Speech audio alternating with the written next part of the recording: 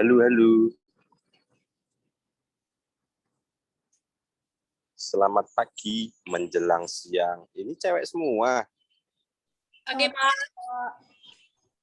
Yang cowok kemana ini?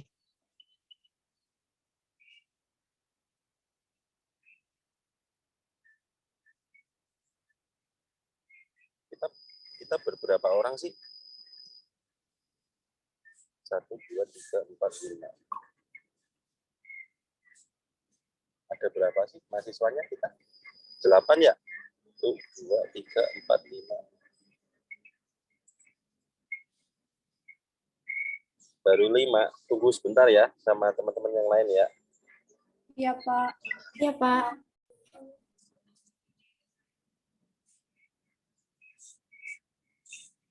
Takut saya, cewek semua.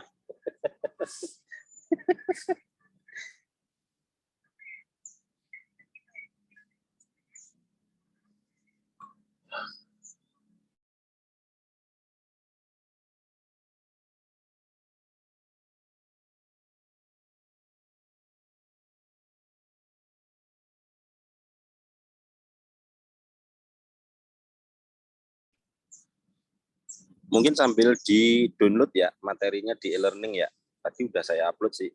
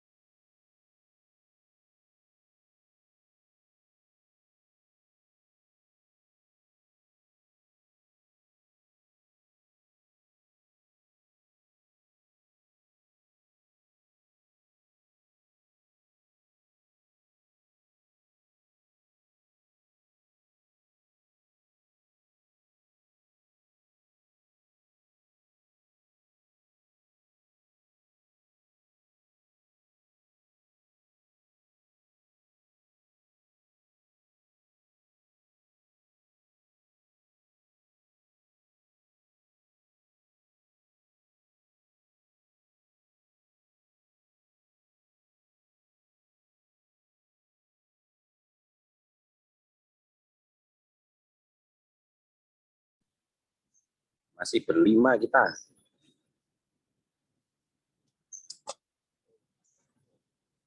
Mohon maaf ya, ini nanti ngajarnya sambil perjalanan ke Bandung. Iya, Pak. Nggak apa-apa, Pak. Iya, Pak. Mau ngurusin akreditasi.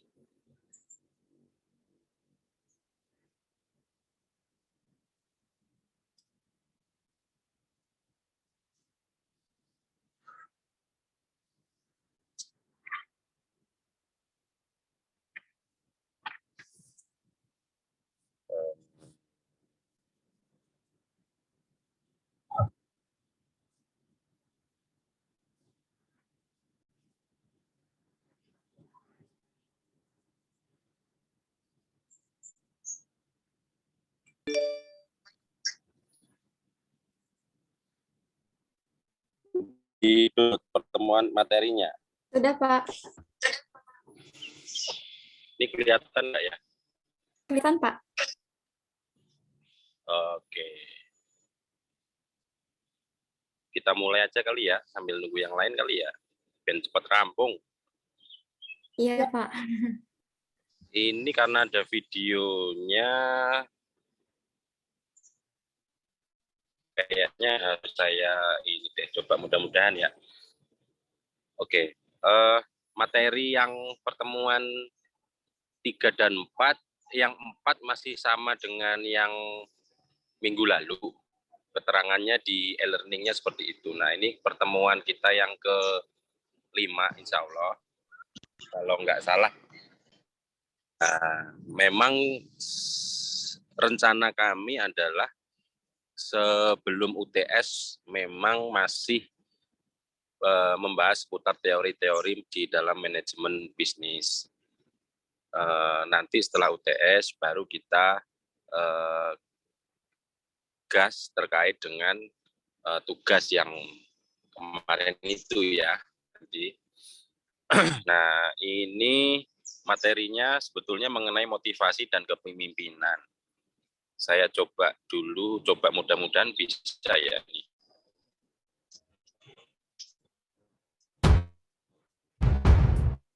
Dengeran nggak ya?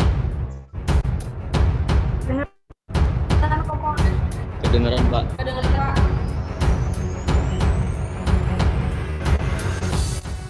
Kawan, tidak ada makan siang gratis di dunia ini. Bila mau mendapatkan apa yang kamu mau, kamu harus bekerja lebih keras. Ada kemenangan tanpa pengorbanan. Jangan berharap terjadi keajaiban sementara kerjamu hanya diam dan merundungi nasib. Keajaiban itu diciptakan, bukan ditunggu.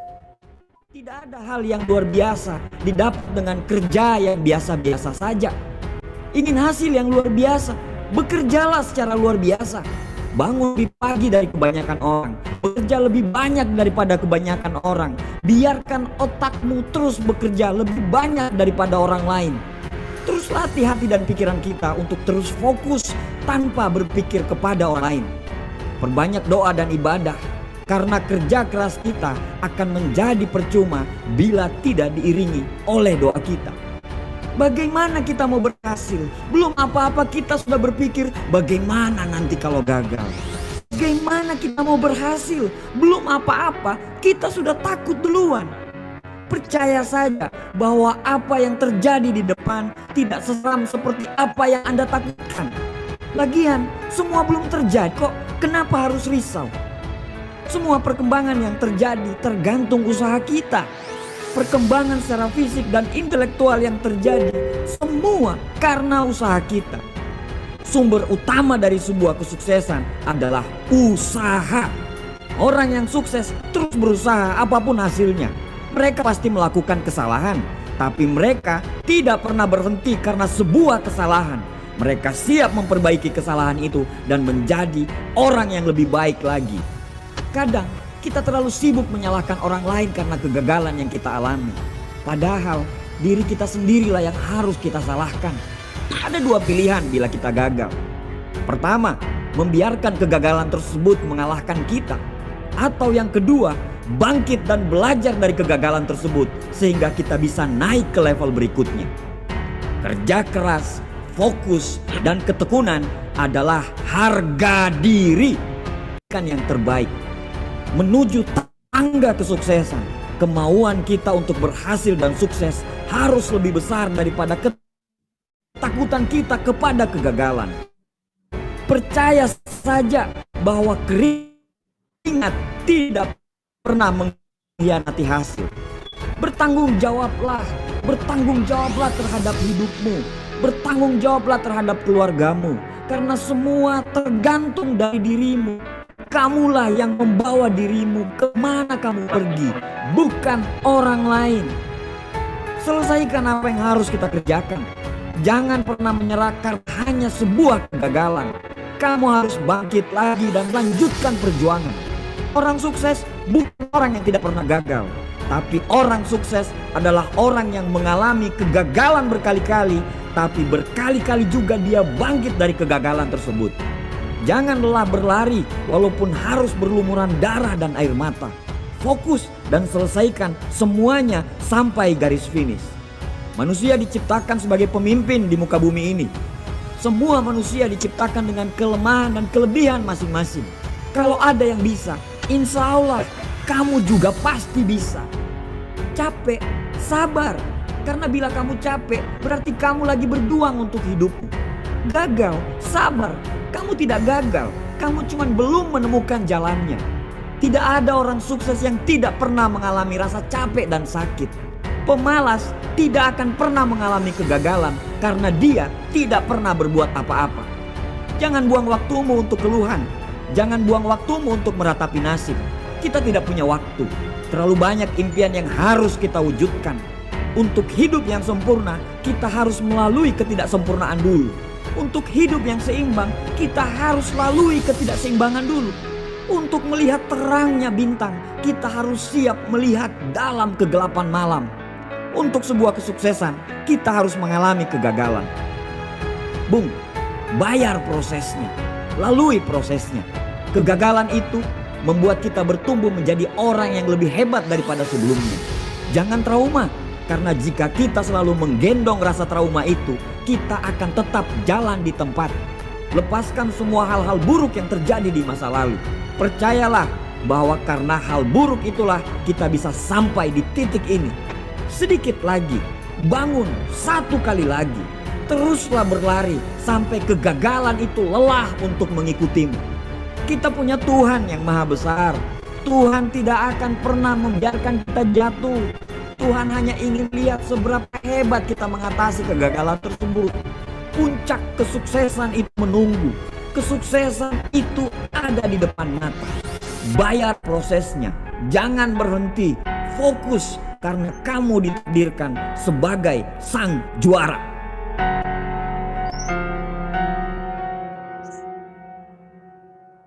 Oke, mantep lah.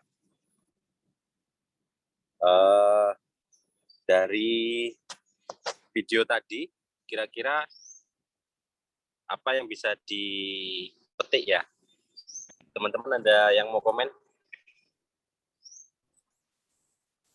Kegigihannya, Pak. Sebelum. Oke, kegigihannya. Terus apa lagi? Tanggung jawab di situ.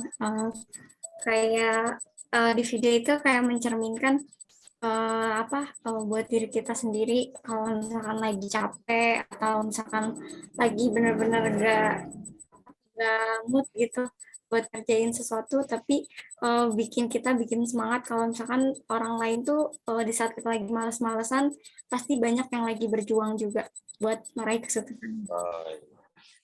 Mantap. Tapi capek bukan karena pengen dipeluk kan? Enggak dong, Pak. Yang lain.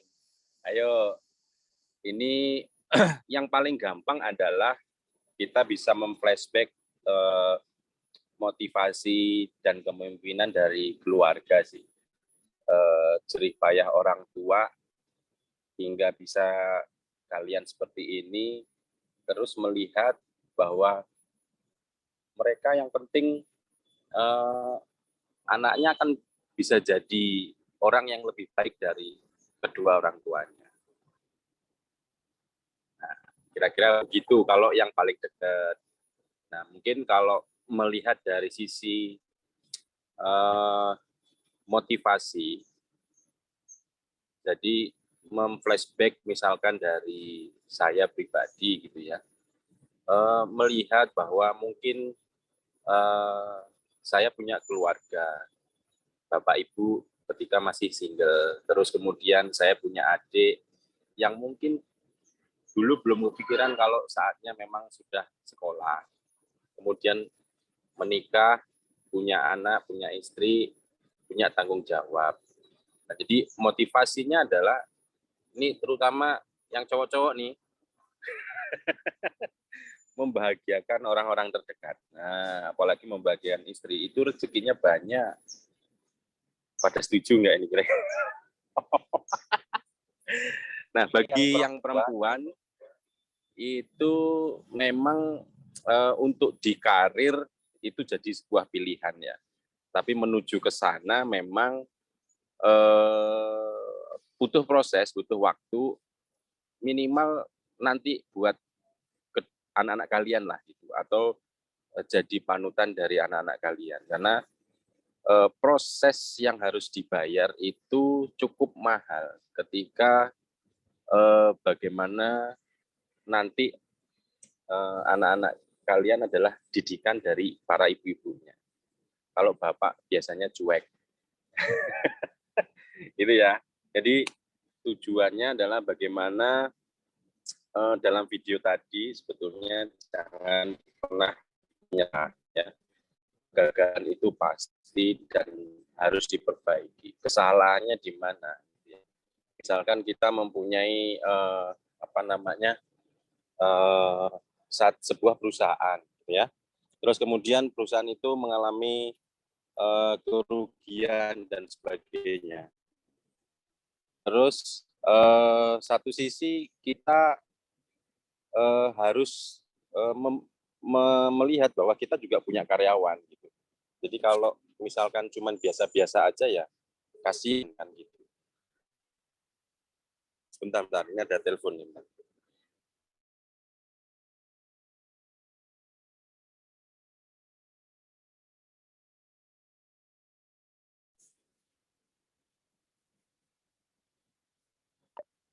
Waduh, sampai mana nih tadi?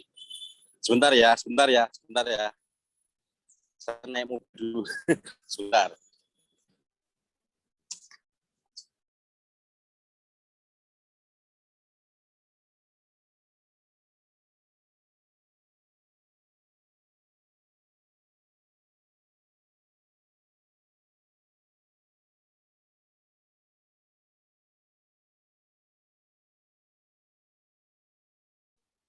Sebentar ya, Dek ya. Bentar ya. Ya, Pak. Santai. Ajar. Tadi sampai mana ya?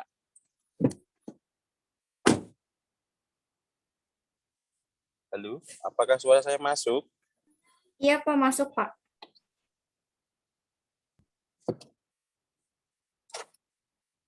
Halo. Ya, Masuk, Pak, masuk. Masuk, Pak. Oh, suaranya saya kecil. Bentar. Saya coba share screen dulu. Dilanjut Pak Nanang ya. Iya, Pak. Saya tak matikan dulu. Nanti saya habis UTS saja. Lanjut Pak Nanang. Aduh. Oke, selamat pagi semua. Pagi, Pagi, Pak. Iya, maaf hari ini agak kacau karena mendadak harus ke Bandung. Jadi ini di perjalanan, nggak apa-apa ya. Ini resiko bisnis tak kasih tahu ya. Apalagi di marketing ya kayak begini nih resikonya kita. Aduh, panggilan mendadak nih. Aduh. Harusnya aku di kantor ngajar kalian kayak biasanya nih harus di jalan. Gak apa-apa lah. Oke, kita lanjut dulu. Tadi videonya udah di ini ya. Udah ya. Nah, udah sama Mas Agung tadi. Maaf, tadi saya sebelumnya juga ada rekrutmen karyawan. Jadi waktunya harus dibagi-bagi buahnya. Teman-teman udah tahu kan kemarin ada kebutuhan ya? Udah tahu belum ya?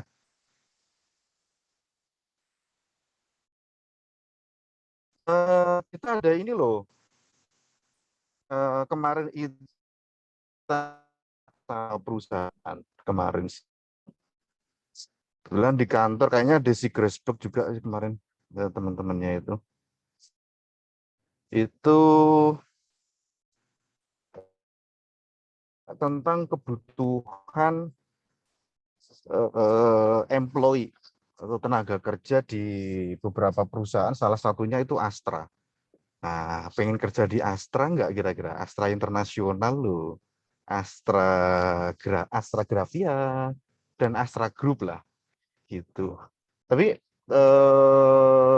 saya nggak tahu sudah dipublish di apa namanya di sosial medianya kita apa belum? Kayaknya belum ya. Belum deh. Mungkin baru udah kemarin harusnya di hari Minggu kemarin sebenarnya udah kita kasih tahu dulu tuh ada si Raihan kemarin kayaknya yang ikut ya. Itu kita ada kebutuhan sekitar 53 orang. Sebenarnya kebutuhannya itu lebih dari itu, ada sekitar 250 orang. Duh, kalau 250 orang nanti diambil habis di kampus. Aduh, Tapi itu teman-teman, kayaknya kan ada bootcamp-nya gitu. Jadi kalau teman-teman punya kemampuan ya di situ dari persyaratan yang memang disyaratkan, saya menganjurkan untuk ikut sih. Coba dipersiapkan kan, kayaknya ada persyaratan khusus di situ yang harus disampaikan kayak CV segala macam, terus kemampuan dari sisi apa ya, pemrograman segala macam. Nah, nanti kalau belum dapat mungkin belum di-share. Mungkin Raihan nanti bisa kasih tahu juga. Kemarin ada kebutuhan tentang itu. Tapi nek yang paling baru kemarin memang sudah ada syarat-syaratnya sih. Sudah ada syarat-syaratnya. Ya udah, itu berita baik sih buat teman-teman sekalian yang ingin berkarir ya.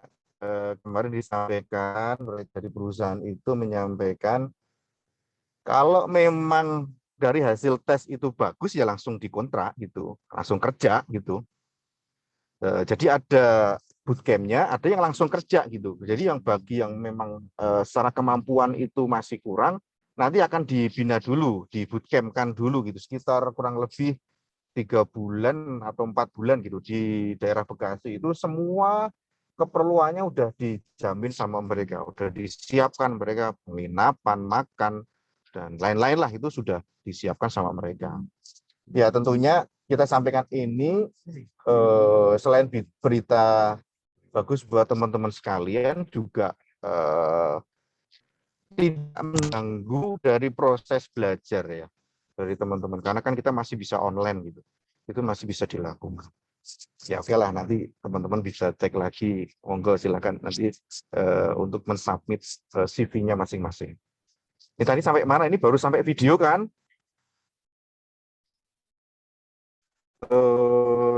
Tujuan sudah ya, ini maksudnya motivasi kepemimpinan kita pada pertemuan hari ini. Tujuannya adalah 4 poin ini, mengetahui peran motivasi dan kepemimpinan dalam organisasi, khususnya dalam fungsi pengarahan. Kemudian mengetahui konsep-konsep yang terkait dengan teori motivasi dan kaitannya dengan perilaku tenaga kerja dalam organisasi. Mengetahui konsep-konsep mengenai kepemimpinan dan kaitannya dengan perilaku manajer dan bawahan dalam organisasi. Dan yang terakhir adalah mengetahui isu-isu kontemporer seputar motivasi dan kepemimpinan dalam organisasi dalam perusahaan. Sebenarnya beberapa sudah kita bahas di pertemuan kemarin, karena ini berkaitan dengan teori motivasi itu tidak jauh-jauh dari guru manajemen kita itu McGregor ya. Kemarin kita sudah membahas tentang teori X dan teori Z. Itu kalau masih ingat, kita termasuk yang mana sih? Kita termasuk yang X atau kita termasuk yang Y gitu. Nah, itu sebagai karyawan. Begitu juga sebagai pimpinan juga sama, kita termasuk yang X atau termasuk yang Y gitu. Nah, itu teman-teman sudah kita sampaikan tentang guru manajemen itu nanti sampai akhir itu tidak akan pernah lepas dari guru-guru manajemen yang sudah pernah kita bahas saat bertemu di pertama kali kemarin. Nah, oke. Di dalam bahasan kita kali ini itu tentang motivasi dan kepemimpinan. Jadi 2 konsep penting fungsi pengarahan individu. Nah, ini juga tidak akan lepas dari yang namanya fungsi manajemen. Masih ingat nggak fungsi manajemen apa aja?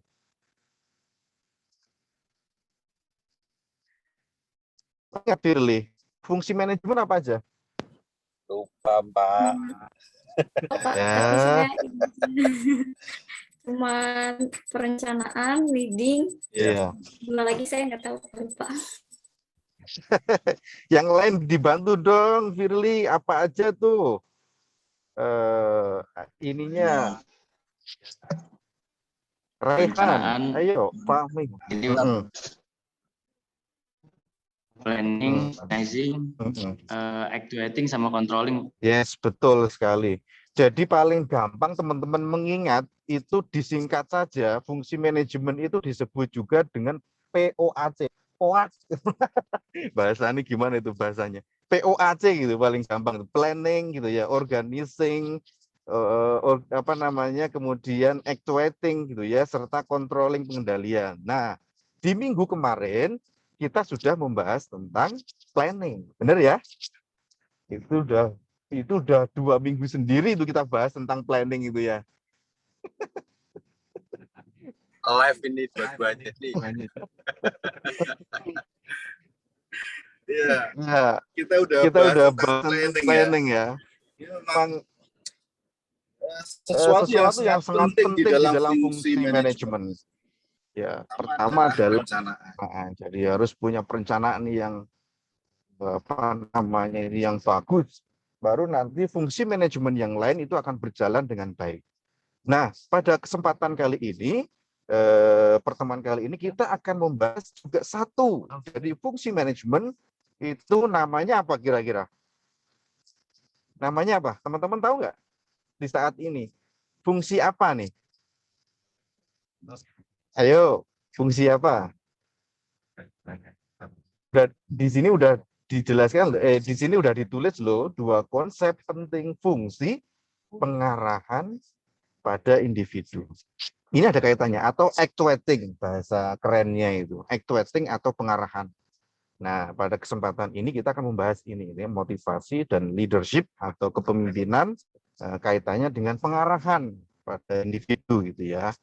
Nah, actuating and directing atau fungsi pengarahan merupakan usaha untuk menghasilkan kinerja yang lebih efektif gitu ya dan efisien dengan menciptakan suasana kerja yang dinamis gitu. Nah, untuk mewujudkan ada beberapa kegiatan yang bisa dilakukan fungsi pengarahan sebagai berikut. 1 itu tentang bimbingan serta memberikan motivasi terhadap tenaga kerja atau employee atau karyawan bagi seorang leader. Kemudian yang kedua adalah sosialisasi tugas dan seluruh kebijakan yang jelas. Jelas ini tugas dari seorang pengarah atau tugas dari seorang leadership yang menempati fungsi pengarahan ini harus punya sosialisasi tugas yang diberikan itu harus jelas. Seluruh kebijakan yang diambil, yang dilakukan juga harus jelas juga gitu. Kemudian juga penjelasan tugas pekerjaan secara rutin. Ini juga menjadi tugasnya seorang leader gitu, seorang pimpinan gitu. Agar pekerjaan atau kegiatan rutin di dalam perusahaan itu bisa berjalan dengan baik. Oke. Nah, kita masuk ke motivasi terlebih dahulu.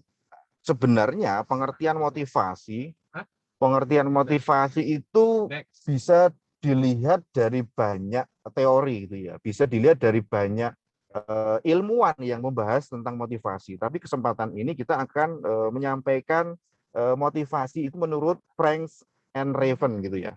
Menurut dia, motivasi adalah sesuatu yang mendorong seseorang untuk menunjukkan perilaku tertentu gitu atau motivation is the set of forces that cause people to behave in certain ways gitu ya. Itu menurut Franks and Raven gitu. Nah, kemudian faktor penentu kinerja itu menurut Griffin itu ada 3. Yang pertama adalah motivasi itu sendiri terkait dengan keinginan untuk melakukan pekerjaan, kemudian kemampuan gitu ya, ability, kapabilitas dari tenaga kerja atau sumber daya manusia untuk melakukan pekerjaan, kemudian lingkungan pekerjaan sendiri atau work and environment gitu ya, sumber daya dan situasi yang dibutuhkan untuk melakukan pekerjaan tersebut. Oke.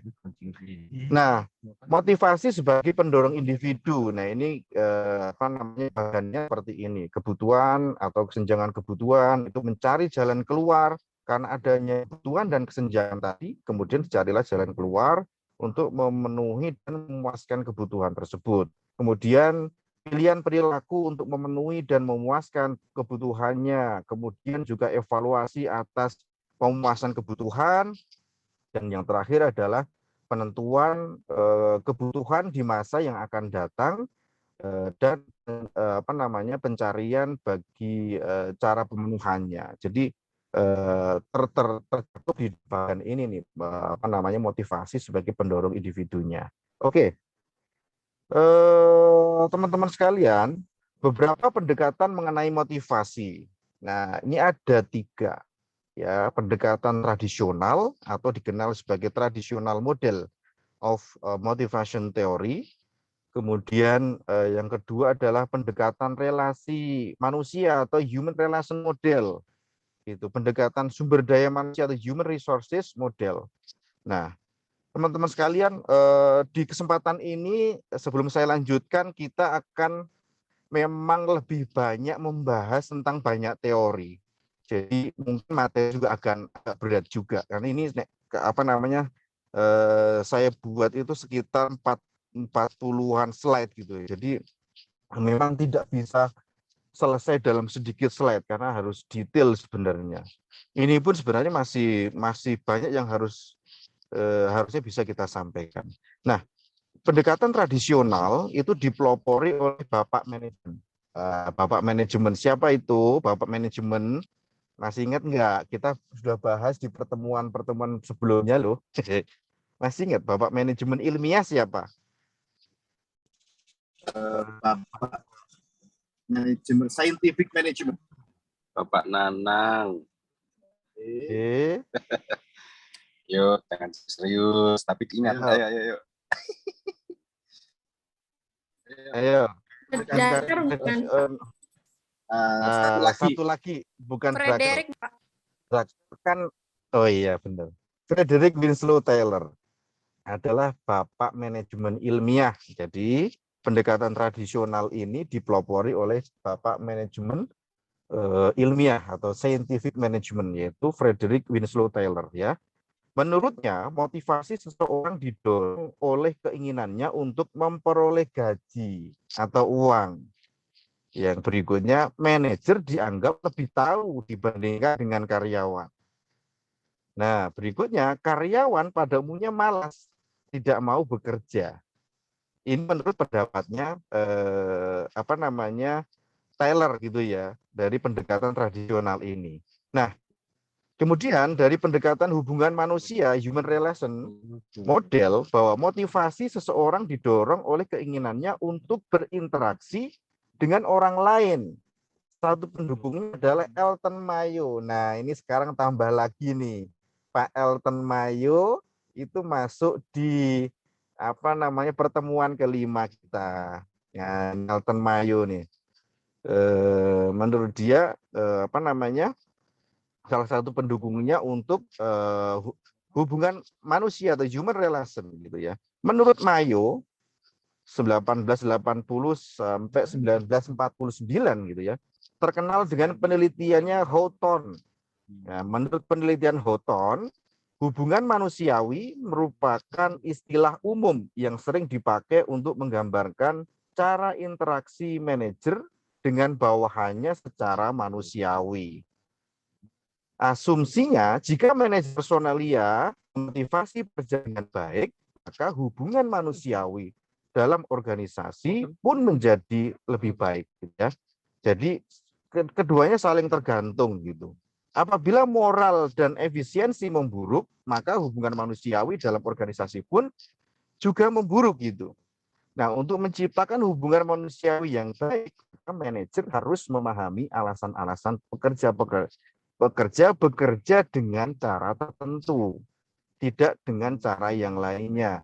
Selain itu, Mayo juga meneliti faktor-faktor sosial dan psikologi yang dapat memotivasi pekerja. Nah, tahun 1924, dengan disponsori oleh National Research Council, kelompok ini meneliti pengaruh penerangan di tempat kerja terhadap produktivitas kerja. Nah, ketika penerangan dinaikkan, ternyata produktivitas pun naik gitu. Akan tetapi ketika penerangan ini dikurangi, produktivitas juga tetap naik gitu. Akibatnya penelitian dilanjutkan dengan mencari penyebabnya apa gitu. Kok diturunkan naik, dinaikkan juga tambah naik. Gitu. Nah, pendekatan ini muncul untuk merevisi teori manajemen klasik yang ternyata tidak sepenuhnya menghasilkan efisiensi, produksi, dan keharmonisan kerja. Para ahli selanjutnya melengkapi teori manajemen klasik dengan menerapkan sosiologi dan psikologi dalam manajemen. Nah, kemudian lanjut ke berikutnya adalah human resource management atau pendekatan sumber daya manusia. Nah, di dalam kepentingan human resource management, kepentingan karyawan harus diperhitungkan. Ini kalau dari HR gitu ya. Sana ke HRD sana. Nah, ini HRD yang ngurusin karyawan yang memang dia hubungannya itu dengan employee gitu, dengan karyawan atau tenaga kerja gitu. Nah, pendekatan ini mengemukakan bahwa individu dalam organisasi memiliki perasaan sehingga hal tersebut harus dijadikan pertimbangan. Hal lain yang ditemukan oleh pendekatan ini bahwa pekerja secara individual adalah bagian yang penting bagi organisasi untuk mencapai tujuannya. Pada pendekatan ini karyawan diberikan kesempatan untuk memberikan kontribusi berupa pemikiran dan ide mereka bagi organisasi. Sehingga dapat disimpulkan yang membedakan pendekatan ini dan pendekatan klasik adalah bahwa karyawan memiliki kontribusi bukan hanya fisik saja, tetapi juga mental, ada perasaan, segala macam tadi. Artinya pada pendekatan ini lebih ditekankan pada proses partisipasi karyawan guna menciptakan iklim kerja lebih baik dan melibatkan peran yang lebih terhadap karyawan. Sedangkan yang membedakan pendekatan ini dari pendekatan human relation adalah karyawan haruslah dipandang sebagai aset yang dapat memberikan kontribusi bagi tercapainya tujuan organisasi melalui idenya yang untuk memperbaiki tempat kerjanya. Nah, sebenarnya pendekatan sumber daya manusia atau human resources model ini dapat dikategorikan pada dua kategori yang kemarin sudah kita bahas di minggu kemarin, yaitu tipe X dan tipe Y menurut McGregor. Nah, nanti tidak akan kita bahas sekarang, nanti di belakang masih ada lagi yang berkaitan dengan ini. Nah, ini saya lewati ya. Nanti teman-teman bisa dibaca sendiri ini tentang detail dari pendekatan tradisional, pendekatan relation manusianya, kemudian pendekatan sumber daya manusia. Ini nanti teman-teman bisa bisa dipelajari sendiri. Nah, 5 perspektif kontemporer mengenai motivasi. Yang pertama adalah perspektif kebutuhan atau needs perspektif gitu ya. Kemudian perspektif keseimbangan dan keadilan, equity perspektif, kemudian perspektif penerapan, ekspektasi perspektif, kemudian perspektif penyusuan tujuan, goal setting teori. Nah, kita bahas dulu. Yang pertama, perspektif kebutuhan atau need perspektif. Teori ini menyampaikan bahwa kebutuhan menekankan pertanyaan apa sebab motivasi yang dihubungkan dengan identifikasi alasan perilaku pegawai. Pada para teorisi ini menganggap bahwa individu berkelakuan dengan cara tertentu untuk berusaha mencapai tujuan yang didorong oleh keinginan memenuhi kebutuhannya. Jadi, analisis teori ini lebih menekankan pada faktor-faktor kebutuhan yang membangkitkan perilaku individu yang bersumber dari dalam diri seseorang, gitu ya.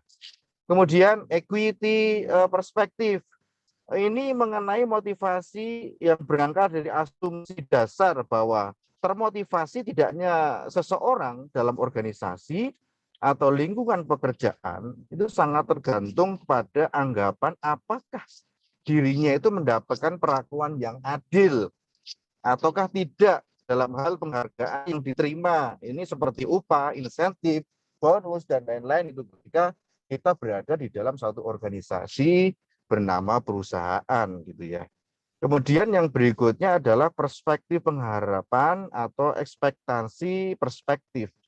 itu dapat dikatakan merupakan kelanjutan dari perspektif keseimbangan dan keadilan mengenai motivasi. David Nadler dan Edward Lawler mengemukakan beberapa asumsi sebagaimana dikutip oleh Stoner, Freeman, and Gilbert gitu ya tahun 95 yang terkait dengan perilaku seseorang dalam organisasi yang dikaitkan dengan harapan seseorang dalam organisasi tersebut. Keempat asumsi tersebut adalah pertama, perilaku sangat ditentukan oleh kombinasi dari berbagai faktor individu dan berbagai faktor lingkungan. Berikutnya, perilaku individu dalam organisasi senantiasa ditentukan oleh kesadaran dari keputusan setiap individu. Kemudian, individu memiliki keragaman kebutuhan, pengharapan, dan tujuan masing-masing. Individu cenderung akan berperilaku berdasarkan pilihan alternatif perilaku yang terkait dengan harapan-harapan mereka. Kemudian yang keempat adalah perspektif penguatan atau reinforcement perspektif. Nah, teori ini hanya melihat hubungan antar perilaku dan konsekuensinya dengan mengubah atau memodifikasi perilaku pengikut di tempat kerja melalui penggunaan imbalan atau hukuman langsung yang tepat. Behavior modification adalah nama yang diberikan kepada seperangkat teknik yang digunakan secara reinforcement teori untuk memodifikasi perilaku. Asumsi dasar yang mendasari modifikasi perilaku adalah hukum akibat yang menyatakan bahwa perilaku yang diperkuat secara positif cenderung diulangi dan perilaku yang tidak diperkuat cenderung tidak diulang.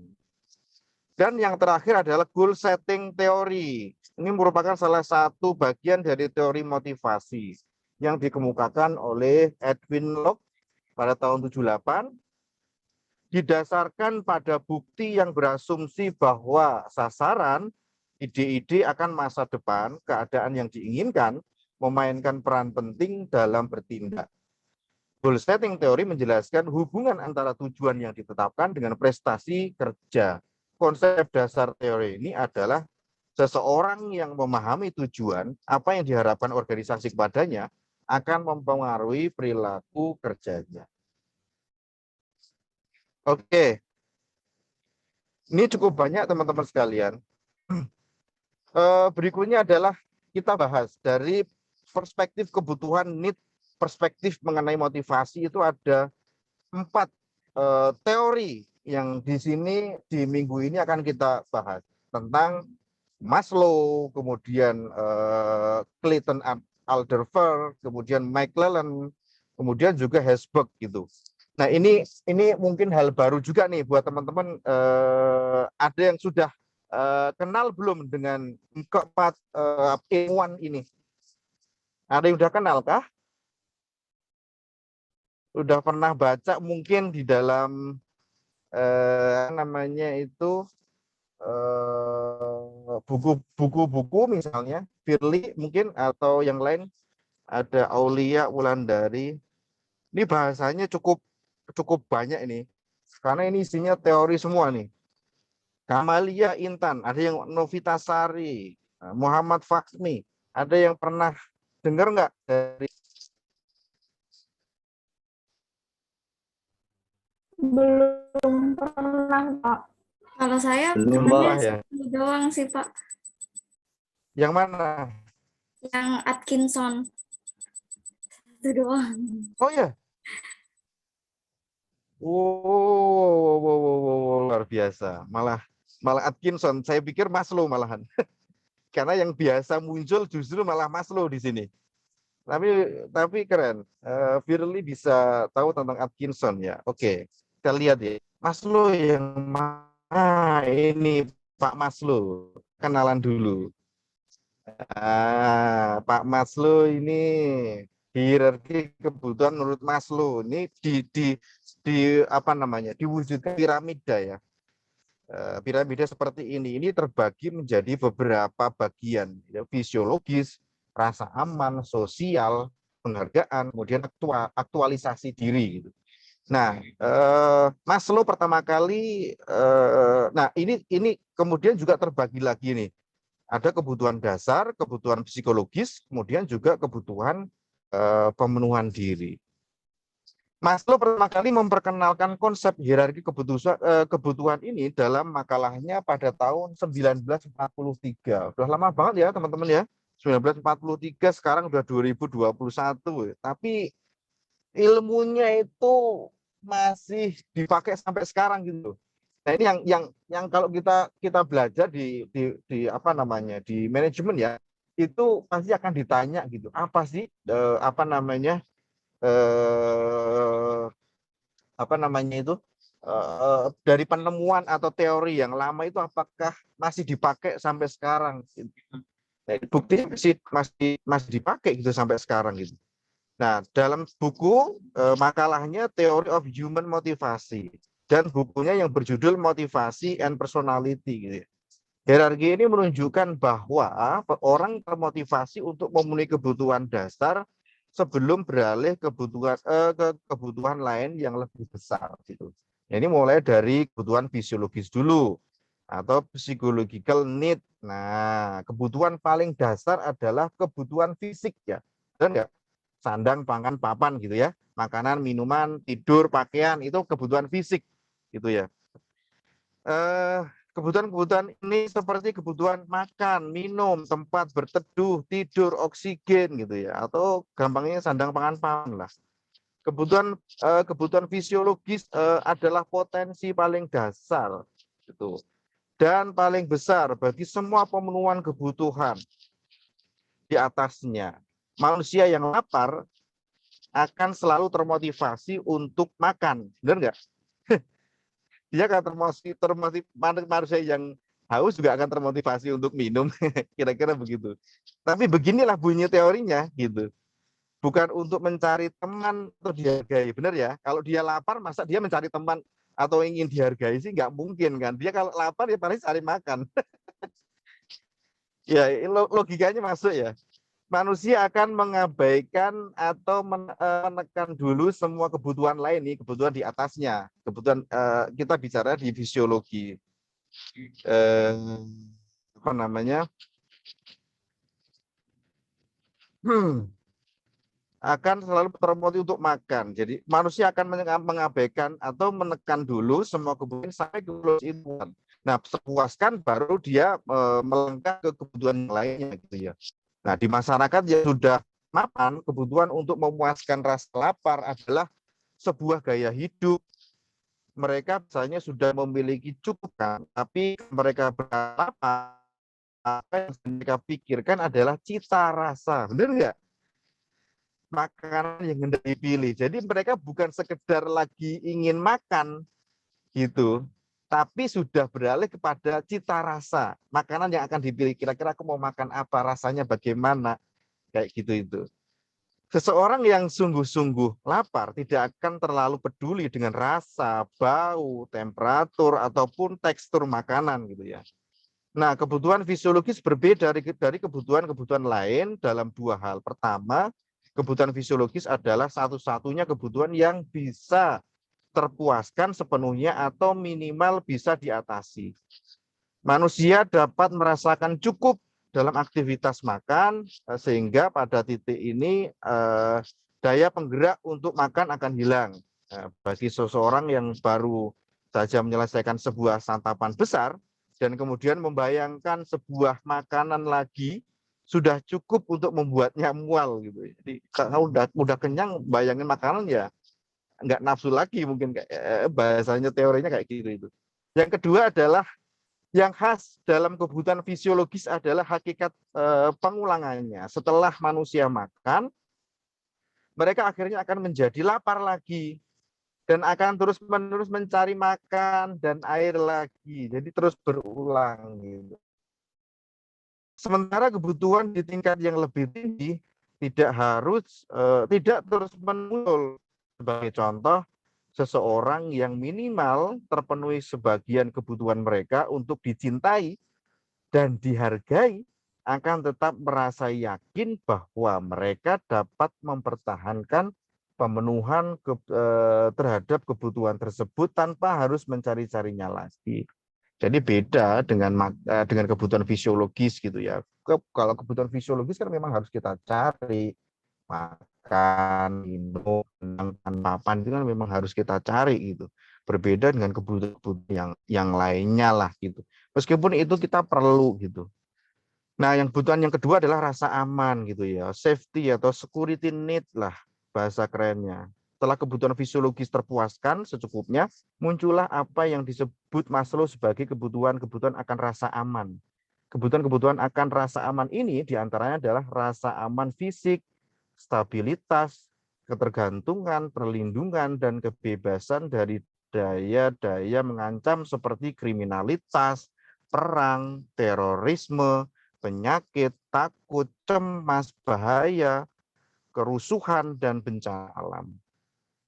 Serta kebutuhan secara psikis yang mengancam kondisi kejiwaan seperti diejek, ya, kemudian tidak direndahkan, gitu ya, tidak stres, dan lain sebagainya. Kebutuhan akan rasa aman berbeda dari kebutuhan fisiologis karena kebutuhan ini tidak bisa terpenuhi secara total. Manusia tidak pernah dapat dilindungi seperti dari ancaman-ancaman meteor misalnya, kebakaran, banjir, atau perilaku berbahaya lainnya. Nah, ini kan kondisi-kondisi yang memang apa ya, kondisinya itu force major atau kondisi bencana alam yang itu semua itu di luar kemampuan manusia gitu ya. Jadi hanya Tuhan yang Maha Kuasa yang bisa melindungi kita gitu, dari bencana-bencana ini. Nah, menurut Maslow, orang-orang yang tidak aman akan bertingkah laku sama seperti anak-anak yang tidak aman. Mereka akan bertingkah laku seakan-akan selalu dalam keadaan sangat terancam gitu ya. Seorang yang tidak aman memiliki kebutuhan akan keteraturan dan stabilitas secara berlebihan, serta akan berusaha keras menghindari hal-hal yang bersifat asing dan tidak diharapkannya. Ini teman-teman bisa sambil membayangkan kira-kira pernah mengalami hal-hal seperti ini apa tidak gitu tentang rasa aman. Saya kira kok mungkin hampir setiap kita punya pengalaman. Mungkin di saat kita kecil segala macam gitu ada rasa takut yang berlebihan gitu ya. Itu bagian dari rasa aman di sini. Kemudian berikutnya adalah sosial atau kebutuhan akan rasa memiliki dan kasih sayang, social needs gitu ya. Jika kebutuhan fisiologis dan kebutuhan akan rasa aman telah terpenuhi, maka akan menaik nih tingkatnya. Muncullah kebutuhan akan cinta, kasih sayang, dan rasa memiliki, rasa dimiliki. Benar ya? Kalau bilang cinta aja apa namanya sampai mana-mana nih ya.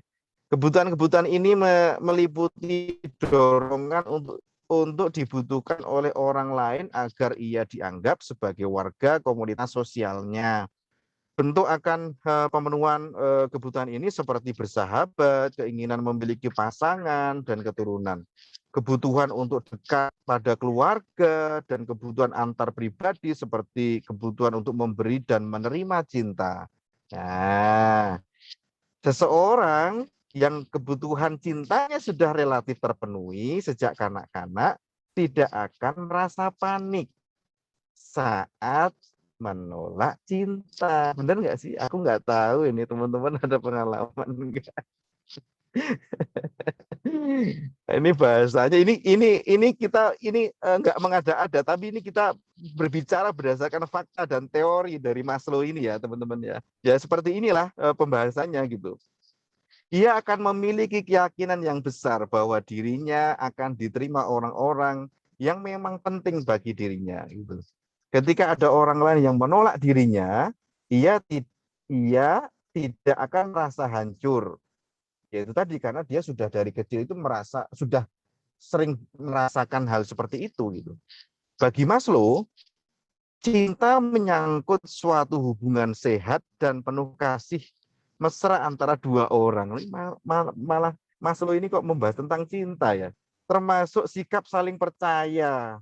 Seringkali cinta menjadi rusak jika salah satu pihak merasa takut pada kelemahan-kelemahannya. Ini benar banget kayaknya ini benar-benar masuk di kehidupan kita loh, serta kesalahan-kesalahannya. Maslow juga mengatakan bahwa kebutuhan akan cinta meliputi cinta yang memberi dan cinta yang menerima. Kita harus memahami cinta, harus mampu mengajarkannya, menciptakannya dan meramalkannya. Kata Maslow begitu. Ini bukan kata saya ya. Ini kata Maslow gitu. Nah, berikutnya esteem need atau kebutuhan akan penghargaan gitu. Jadi setelah kebutuhan dicintai dan dimiliki tercukupi, maka naik lagi tuh ke lingkungan lebih tinggi. Apa itu? Selanjutnya manusia akan merasa akan bebas untuk mengejar kebutuhan egonya atas keinginan untuk berprestasi dan memiliki prestis. Maslow menemukan bahwa setiap orang yang memiliki dua kategori mengenai kebutuhan penghargaan, yaitu kebutuhan yang lebih rendah dan lebih tinggi. Kebutuhan yang lebih rendah adalah kebutuhan untuk menghormati orang lain, kebutuhan akan status, ketenaran, kemuliaan, pengakuan, perhatian, reputasi, apresiasi, martabat, bahkan dominasi. Nah, kebutuhan yang tinggi itu adalah kebutuhan akan harga diri, termasuk perasaan, keyakinan, kompetensi, prestasi, penguasaan, kemandirian, dan kebebasan. Sekali manusia dapat memenuhi kebutuhan untuk dihargai, mereka sudah siap untuk memasuki gerbang aktualisasi diri. Di puncak paling tinggi itu, kebutuhan tertinggi yang ditemukan Maslow. Jadi setelah dapat penghargaan maka dia akan sudah siap tuh untuk aktualisasi diri gitu ya, terkait dengan pengembangan, pemenuhan ideologi atau kebutuhan pemenuhan diri, self actualization need gitu ya. Tingkat terakhir dari kebutuhan dasar Maslow itu adalah aktualisasi diri, yaitu kebutuhan untuk membuktikan dan menunjukkan dirinya kepada orang lain. Pada tahap ini seseorang mengembangkan semaksimal mungkin segala potensi yang dimilikinya. Kebutuhan aktualisasi diri adalah kebutuhan yang tidak melibatkan keseimbangan, tetapi melibatkan keinginan yang terus-menerus untuk memenuhi potensi. Maslow melukiskan kebutuhan ini sebagai hasrat untuk semakin menjadi diri sepenuhnya, kemampuan dirinya menjadi apa saja menurut kemampuannya. Awalnya Maslow berasumsi bahwa kebutuhan untuk aktualisasi diri langsung muncul setelah kebutuhan untuk dihargai terpenuhi. Akan tetapi selama tahun 60-an ia menyadari bahwa banyak anak muda memiliki pemenuhan yang cukup terhadap kebutuhan-kebutuhan lebih rendah seperti reputasi dan harga diri, tetapi mereka belum juga bisa mencapai aktualisasi diri. Misalnya seorang yang bercita-cita menjadi guru, berhasil mencapai profesi yang ia inginkan.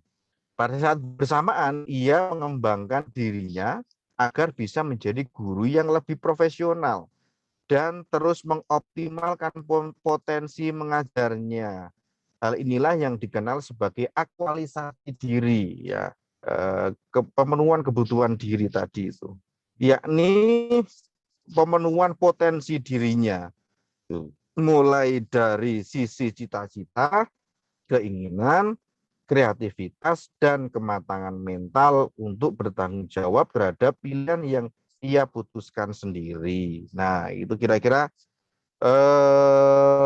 Maslow itu kira-kira pembahasannya itu seperti itu. Nah, antara Maslow dengan teori yang lain itu juga sebenarnya masih ada keterkaitannya, teman-teman sekalian. Kita masuk coba ke teori berikutnya. Itu adalah teori ERG Clayton Alderfer ya. Nah, ini berikutnya adalah ini beliaunya, Clayton Alderfer ini. Nah, teori Maslow tadi itu ada di sini. Nah, teori ERG-nya itu seperti ini. Ini ada eksistensi, kemudian ada hubungan gitu ya, di kelompok-kelompokan seperti ini. Nah, pertumbuhan gitu. Nah, teori teori yang disampaikan oleh Clayton Alderfer ini dikenal sebagai akronim dari ERG. Akronim ERG ini merupakan singkatan atau huruf awal dari 3 istilah. Apa itu ERG itu ya? Eksistensi atau kebutuhan akan eksistensi gitu ya, relatedness gitu ya, kebutuhan akan hubungan, dan growth gitu ya, kebutuhan akan pertumbuhan. Nah, dalam teori ini eksistensi dianggap sebagai kebutuhan pokok, hubungan sebagai kebutuhan sosial, dan perkembangan sebagai bentuk aktualisasi diri. Nah, apabila makna tersebut didalami, maka akan nampak 2 hal penting. Pertama adalah secara konseptual, teori yang disampaikan oleh Clayton Alderfer ini mempunyai kesamaan dengan teori yang disampaikan oleh Maslow. Hal tersebut dikarenakan eksistensi bisa diartikan identik dengan hierarki ke-1 dan kedua dalam teori Maslow. Kemudian relatedness ini identik dengan hierarki kebutuhan Maslow yang ketiga dan keempat. Dan growth itu identik dengan hierarki kebutuhan Maslow yang kelima. Dan kemudian yang kedua adalah teori disampaikan oleh Clayton Alderfer ini menekankan bahwa berbagai macam kebutuhan manusia diusahakan pemuasannya secara serentak.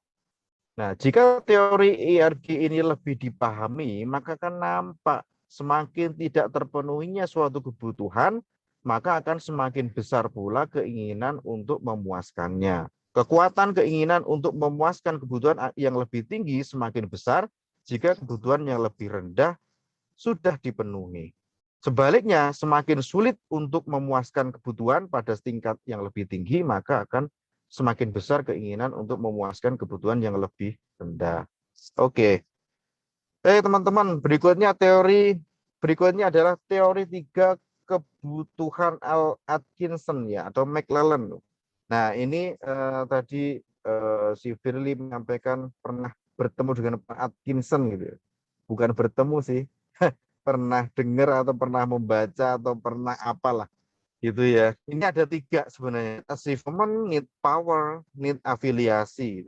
Ini 3 kebutuhan McLellan. Nah, ini kebutuhan manusia diperkenalkan oleh McLellan dan rekan-rekannya itu pada tahun 1961. Waduh, udah lama banget ini. Bersama rekan-rekannya.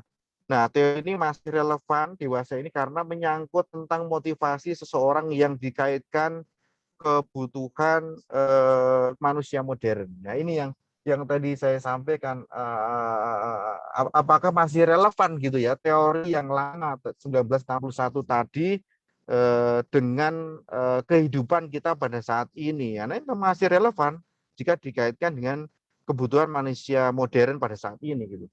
Teori McLellan ini berfokus pada 3 kebutuhan, kebutuhan pencapaian atau need for achievement gitu ya, kebutuhan kekuasaan dan kebutuhan hubungan. Teori kebutuhan McLellan tersebut menyatakan bahwa pencapaian, kekuasaan, kekuatan, dan hubungan merupakan 3 kebutuhan penting yang dapat membantu menjelaskan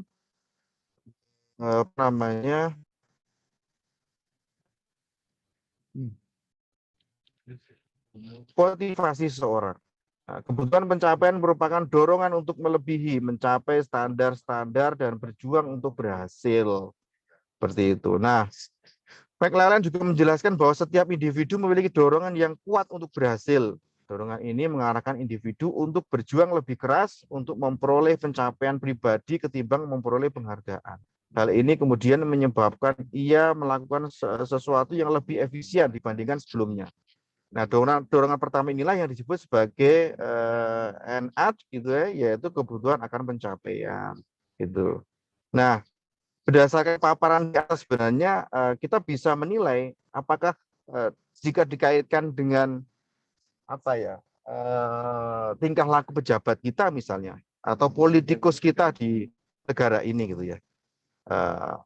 Yang saat ini duduk di birokrasi, parlemen, apakah memenuhi 3 unsur motivasi kebutuhan tersebut? Nah, itu kita bisa menilainya sendiri sih.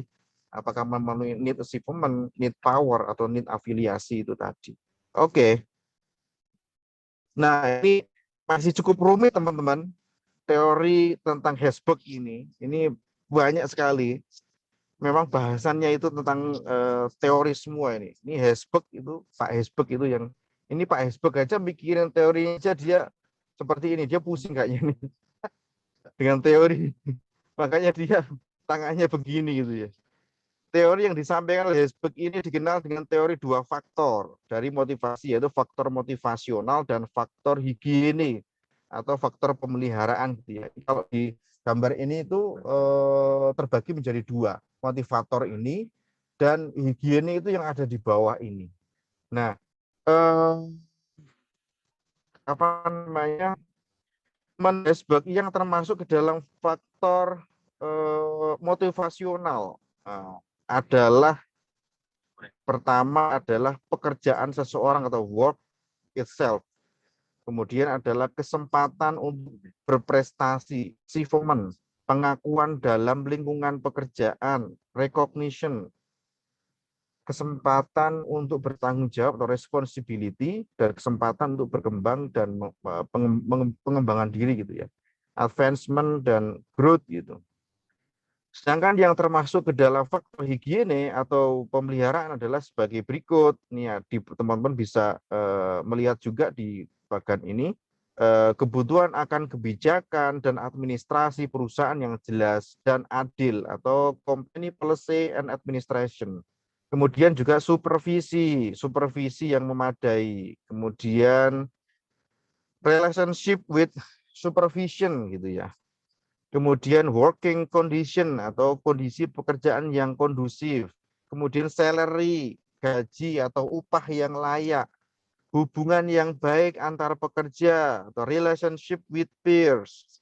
Adanya penghargaan terhadap kehidupan pribadi, personal life.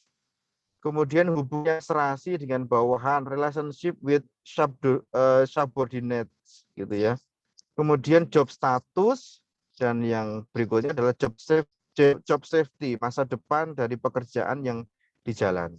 Yang menjadi tantangan dalam menerapkan dan juga memahami teori 2 faktor ini adalah sebenarnya memperhitungkan dengan tepat faktor mana yang mempunyai pengaruh lebih kuat di dalam kehidupan seseorang. Gitu. Jadi memang apa namanya, kembali lagi nanti kita kalau misalnya tentang penelitian kita segala macam itu kita mau pakai teori yang mana nih gitu, karena di dalam teori itu memang terbagi lagi itu ada sub-subnya yang memang bahasanya itu lebih detail gitu seperti kita sampaikan ini gitu. Nah, oke teman-teman, equity theory berikutnya adalah social equity theory menurut Adams, John Stacy Adams. Oke, equity theory itu merupakan teori keadilan atau keseimbangan ditemukan oleh Stacy Adams tahun 63 silam. Memang udah lama banget ini. Equity theory merupakan salah satu teori motivasi dan berasumsi bahwa manusia menyukai segala sesuatu yang bersifat adil. Tadi di depan sudah kita sampaikan. Adil yang dimaksud oleh Adam dihubungkan dengan kepuasan relasional berdasarkan persepsi individu dalam organisasi. Di dalam equity teori terdapat elemen penting yaitu input dan output seperti di bagan. Nah, menurut Wexley dan Yukley tahun 2005, input merupakan segala hal yang bernilai dan dianggap dapat mendukung pekerjaan. Nah, yang termasuk ke dalam kategori input apa saja? Yaitu seperti usaha, komitmen, keahlian, kemudian keterampilan gitu ya, antusiasme, pendidikan, kesetiaan, kemudian adaptabilitas, kepercayaan, pengorbanan, serta dukungan. Sedangkan output, apa aja yang diterima oleh karyawan, memberikan input misalnya gaji, reputasi, jaminan kerja, jabatan, aktualisasi diri, dan lain sebagainya. Nah, hubungan antara kepuasan kerja dan equity theory, menurut Adam, seorang karyawan akan merasa puas dan termotivasi dengan pekerjaan apabila input yang diberikan sebanding dengan output yang diterima. Benar ya? Input yang diberikan sebanding dengan output yang diterima. Itu tentunya akan menjadi tuntutan seorang employee, seorang pekerja atau karyawan di dalam perusahaan. Tuntutannya, ya, aku sudah memberikan, ya outputnya juga harus sebanding dong dengan apa yang sudah saya berikan untuk perusahaan. Kira-kira seperti itu. Mereka membandingkan dengan input output dengan orang lain. Apabila mereka menilai bahwa yang diterima tidak adil, maka mereka akan termotivasi dalam bekerja. Demikian pula terjadi sebaliknya. Beberapa contoh kasus, misalnya karyawan A menilai input yang diberikan kepada perusahaan sama dengan yang orang lain berikan. Ternyata output yang lain lebih besar, maka yang terjadi adalah karyawan A akan marah, merasa tidak puas hingga kehilangan motivasi kerja.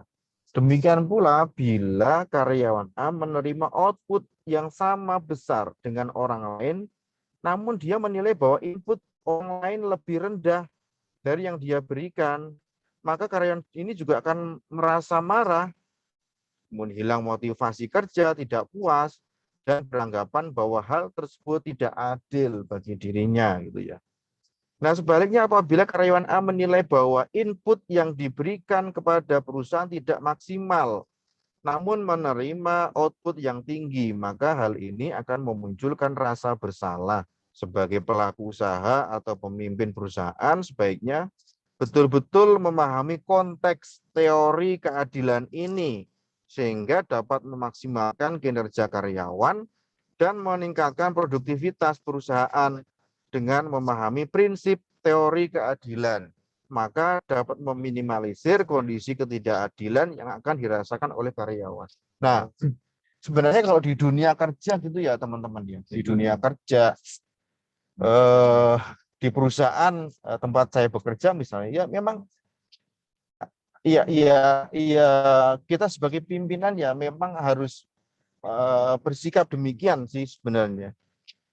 Gitu. Jadi harus benar-benar, karena gini, kalau kita bicara adil kan tentunya banyak pertimbangan juga. Masa sih antara si A dan si B dikasihnya sama, kan enggak juga gitu. Tapi pasti kita sebagai pimpinan juga akan menilai, tadi itu akan melihat input dan outputnya itu seperti apa gitu.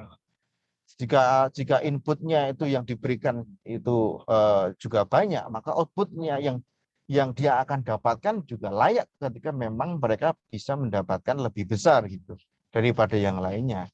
Ya tidak bisa disamakan juga meskipun dia sudah senior mungkin di sana, tapi secara input ke perusahaannya dia biasa-biasa saja gitu, bahkan cenderung kinerjanya menurun misalnya di dalam perusahaan, maka dia berharap akan mendapatkan output yang besar, ya tentu akan menjadi problem di dalam perusahaan itu gitu ya. Dan pimpinan juga akan mengevaluasi kenapa gitu. Ada masalah apa sehingga dia ingin mendapatkan sesuatu yang besar sementara input yang dia berikan itu tidak sesuai seperti apa yang sudah digariskan dalam perusahaan. Nah, kira-kira begitu teman-teman. Oke. Perspektif penghargaan mengenai motivasi. 4 asumsi dasar menurut Nadler dan Lawyer. David Nadler dan Edward Lawler gitu ya, menguraikan 4 asumsi perihal perilaku dalam organisasi itu sebagai berikut. Perilaku ditentukan oleh suatu kombinasi faktor-faktor individu dan faktor-faktor lingkungan. Individu-individu membuat keputusan secara sadar perihal perilakunya dalam organisasi. Individu mempunyai kebutuhan, keinginan, dan tujuan yang berbeda. Individu memutuskan untuk memilih di antara alternatif perilaku-perilaku berdasarkan pada pengalaman, dan perilaku tersebut akan mengarahkan pada suatu hasil yang diinginkan. Nah, implikasi bagi manajer atas teori ini adalah perhatian terhadap berbagai faktor dalam berhubungan dengan karyawan gitu ya, hubungan antara seorang leader atau manajer terhadap karyawan. Nah, ini memberikan Adler ini dan Lawler ini memberikan rekomendasi gitu. Yang pertama, menentukan penghargaan yang bernilai tinggi bagi setiap karyawan, menentukan kinerja yang diinginkan, membuat level kinerja bisa diraih, menghubungkan penghargaan dengan kinerja, menganalisis faktor-faktor apa yang mungkin berkontribusi dengan keefektifan penghargaan, dan yang terakhir adalah memastikan penghargaan yang diberikan itu cukup. Seperti itu. Nah, berikutnya adalah 3 komponen utama dalam perspektif penghargaan. Ada 3 komponen. Yang pertama adalah performance outcome ekspektansi. Setiap individu mengharapkan konsekuensi yang pasti dari perilakunya. Kemudian valensi, hasil dari suatu perilaku tertentu mempunyai suatu valensi yang spesifik atau kekuatan untuk memotivasi. Kemudian yang ketiga adalah effort performance ekspektansi, pengharapan orang yang bahkan mungkin sulit untuk dicapai akan mempengaruhi upaya-upayanya. Nah, oke. Penghargaan intrinsik dan ekstrinsik itu seperti apa? Nah, dari gambar kita sebenarnya sudah bisa melihat gitu. Intrinsik itu yang seperti apa, ekstrinsik itu yang seperti apa. Penghargaan intrinsik yaitu penghargaan yang berasal dari kebutuhan atau kecenderungan dari dalam diri sendiri, seperti puas atas pekerjaan, kepercayaan diri, dan lain-lain. Kemudian penghargaan ekstrinsik, penghargaan yang berasal dari luar seperti uang, pangkat, bonus, promosi, pujian, jabatan, atau reward and punishment. Sebenarnya teori-teori ini masih antara satu dengan yang lain itu masih saling berhubungan gitu. Masih ada keterkaitan gitu. Oke. Perspektif penguatan mengenai motivasi berdasarkan kerangka pikir Skinner gitu ya. Ini ditemukan oleh P.F. Skinner seorang ahli psikologi lain. Mereka menemukan bagaimana konsekuensi perilaku masa lalu mempengaruhi tindakan datang dalam suatu siklus proses. Menurut teori ini, dalam belajar yang penting adalah input yang berupa stimulus, ya.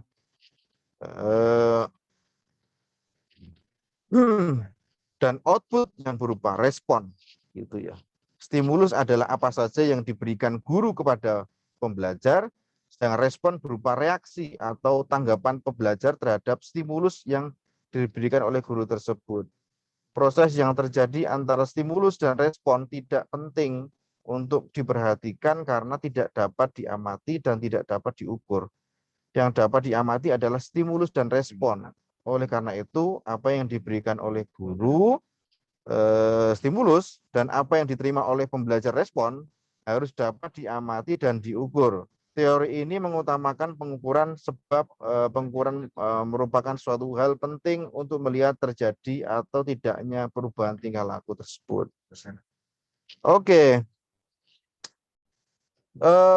Kemudian tentang positive reinforcement, perilaku penguatan positif gitu. Ada 4 metode modifikasi dalam teori penguatan ini. Penguatan positif, learning, avoidant learning, kemudian extension, dan juga hukuman atau punishment. Penguatan positif adalah penggunaan konsekuensi positif untuk mendorong perilaku yang diinginkan. Dalam metode avoidance learning, karyawan berupaya untuk menghindari suatu keadaan yang tidak menyenangkan. Extinction adalah pengabaian terhadap perilaku yang tidak diinginkan sehingga perilaku tersebut tidak diulangi kembali. Hukuman atau punishment adalah pemberian konsekuensi negatif. Nah, oke teman-teman, sampai di sini ada yang mau didiskusikan kah? Karena materinya ini materinya ini kayaknya nggak bisa selesai juga ini dalam satu pertemuan ini. Kebetulan juga saya masih di jalan, jadi konsentrasinya agak terganggu ini. Ada yang mau didiskusikan? Coba kita diskusi dulu deh tentang mungkin pengalaman dari apa yang sudah kita bahas. Kita bisa ngobrol-ngobrol, diskusi. Ayo teman-teman, Firly, dari apa yang sudah kita bahas. Kamalia, Aulia, Mas Fahmi. Ayo.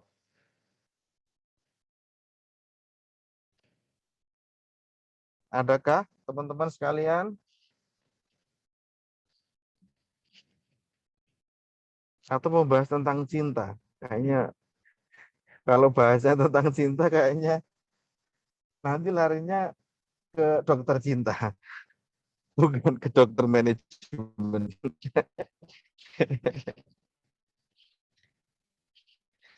Ayo, dari pengalaman mungkin teman-teman punya cerita mungkin dari apa yang sudah kita bahas. Silahkan bisa cerita atau berbagi, sharing dengan teman-teman yang lainnya. Ayo, silakan. Firly.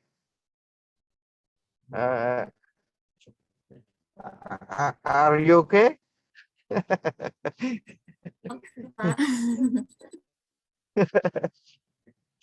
Iya.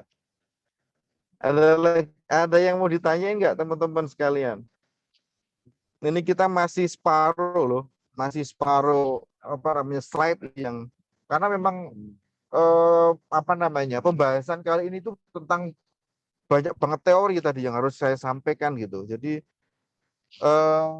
sebenarnya masih kurang detail sih, tapi ya sebagai gambaran lah buat teman-teman sekalian gitu ya di pembelajaran ini supaya paling tidak mengetahui tentang beberapa teori yang tadi sudah kita bahas gitu.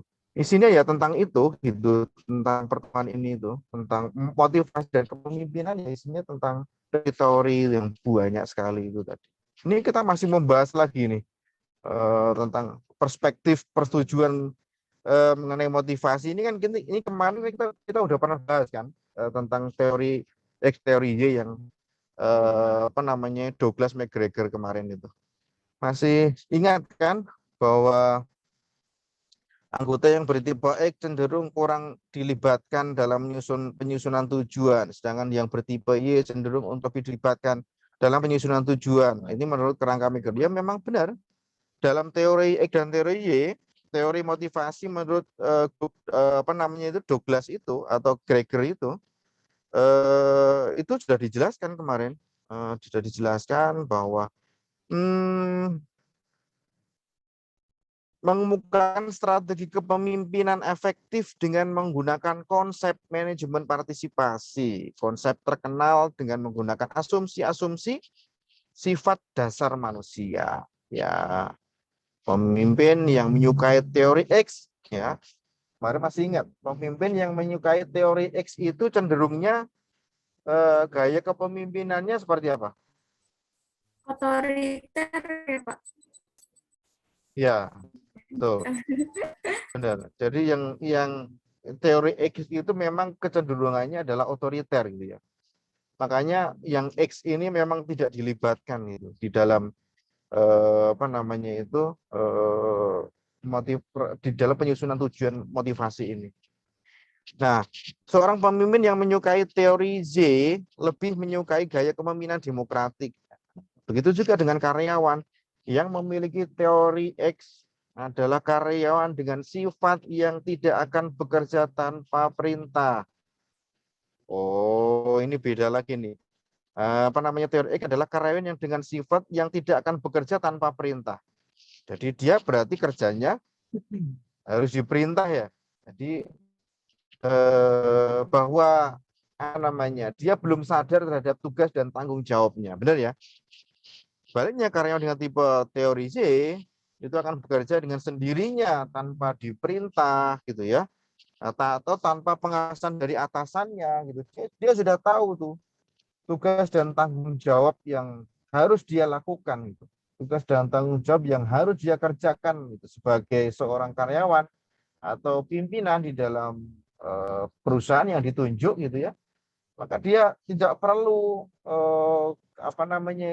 kemudian diawasi ataupun diperintah karena memang sudah berjalan sebagaimana mestinya. Oke, ada diskusi kah teman-teman? Ada pengalaman mungkin bisa sharing di sini? Teori ini cukup menarik sih.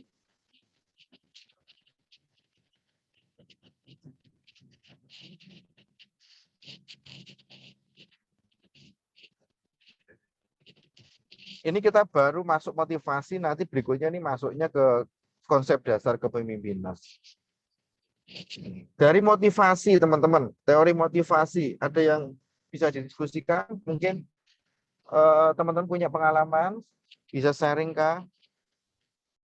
Ayo, jangan malu-malu, jangan takut untuk salah.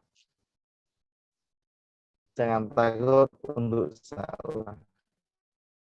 Harus berani untuk mengatakan cinta. Salah.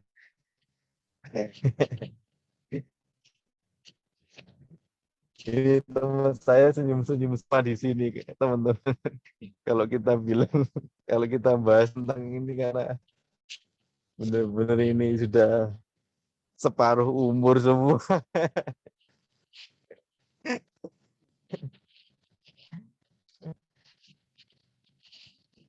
Ada teman-teman, kalau ini kita sampai di sini dulu deh. Saya pikir untuk yang konsep dasar kepemimpinan akan kita lanjut nanti di pertemuan berikutnya. Karena ini nggak akan cukup. Ini kalau terhenti nanti kasihan teman-teman juga. Masih ada sekitar 20 slide lagi nih masalahnya. Ini khusus membahas tentang kepemimpinan. Tadi yang di depan adalah membahas tentang motivasi. Dan berikutnya ini adalah tentang konsep kepemimpinan. Ya, kita diskusi deh. Kita kembali diskusi dulu sebelum kita akhiri. Ayo, tentang apapun di luar materi ini juga boleh kok. Sambil nemenin saya perjalanan lah. Ayo, kita diskusi. Fahmi, Firly, Raihan. Siapa lagi? Ayo. Gantian share screen, Pak. Oh iya, oke. Saya stop dulu ya. Oke.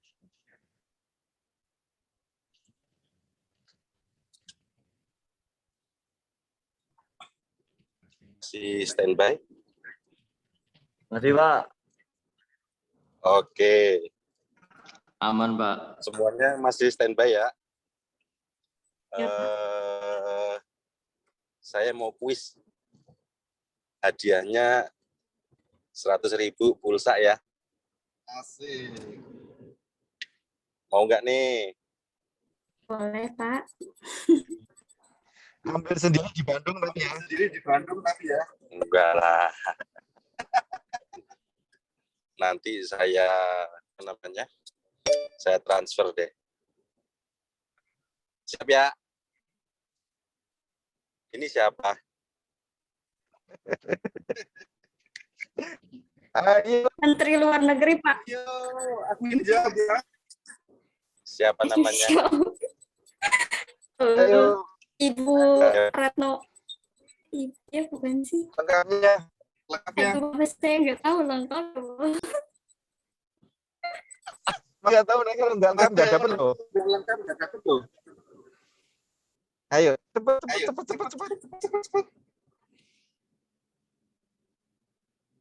Ayo Google dulu pasti ya. Retno Marswadi.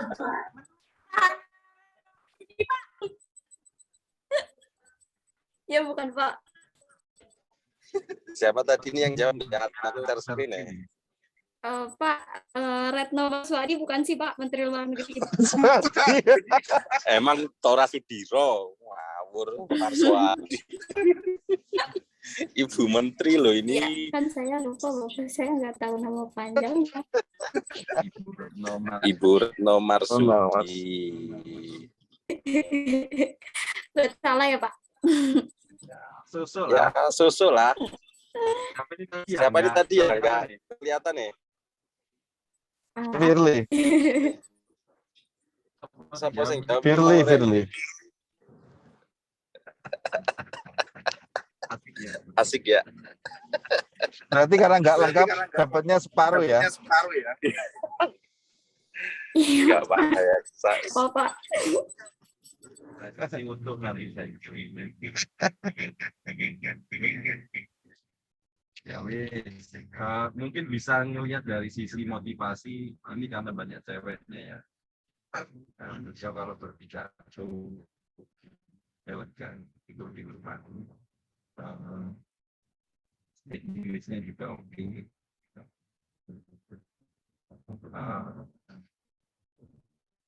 Terus apa lagi? Beliau juga kalau berdebat juga oke. Artinya motivasi ini bagi teman-teman bahwa perempuan juga bisa berkarya lebih.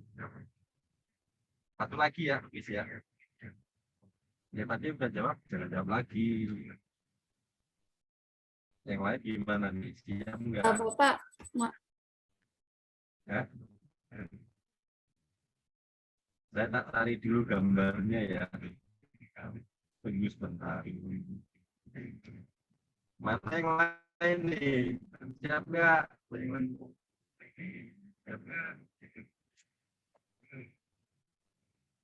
Kok nge-lag sih? Di jalan, Pak. Halo?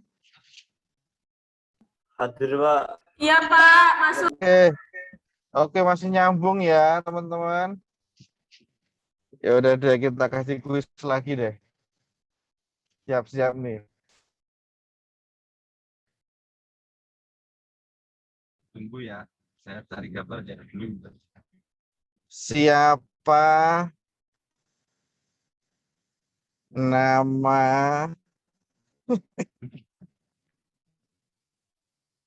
orang tuanya Raihan?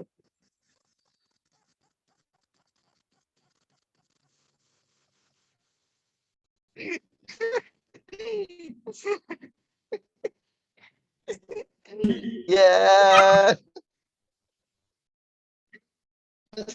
kalau yang tahu berarti udah kenal deket sama orang tuanya.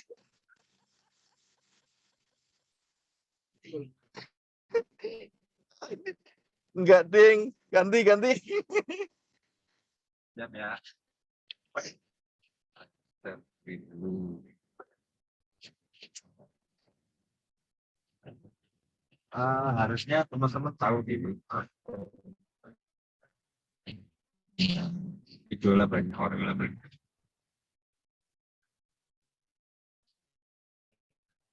Tuh, ya kelihatan ya Mas dong. Belum, udah. Baru yang tadi pertama. Ya. Ini siapa? Langsung ya, jangan pakai lama. 5 detik nih. 1, 2, 3, 4, 5. Kita yang Dah. jawab bukan Pak?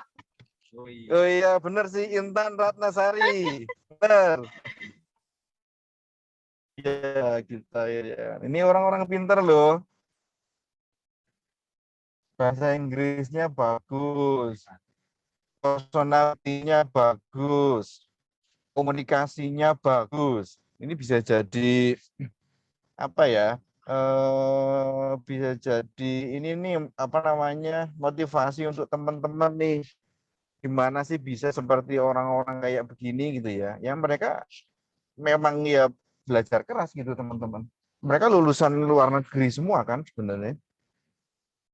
Itu. Intan Ratnasari sama Firly.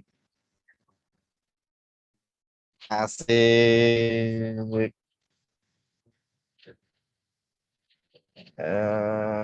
Lumayan nih buat traktiran nih. Nanti kalau yang bikin bisnisnya bagus, kamu juga dapat nanti dari apa nih? Iya. Startup ikut dong. Startup ya. Kemarin aku udah share ya contohnya. Udah dapat belum contohnya? Oh iya. Ini ada yang baru.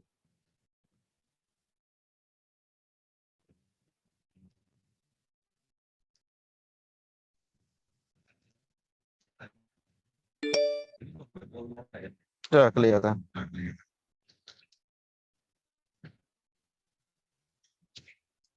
Nah, ini tadi dikatakan sama ini,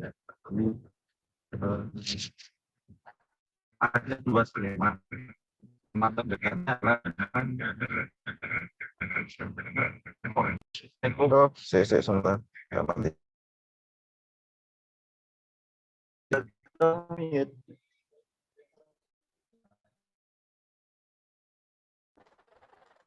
Oke, bentar ya.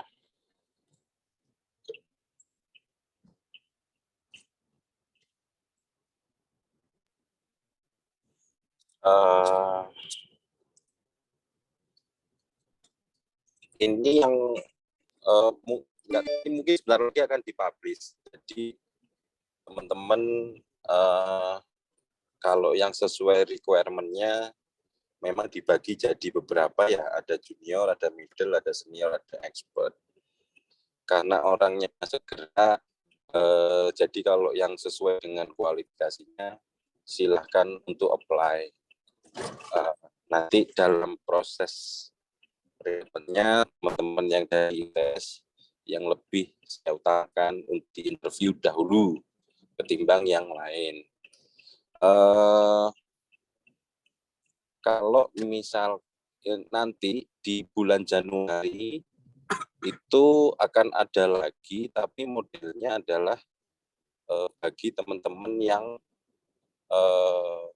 belum menguasai ya. Jadi mereka ada kayak bootcamp.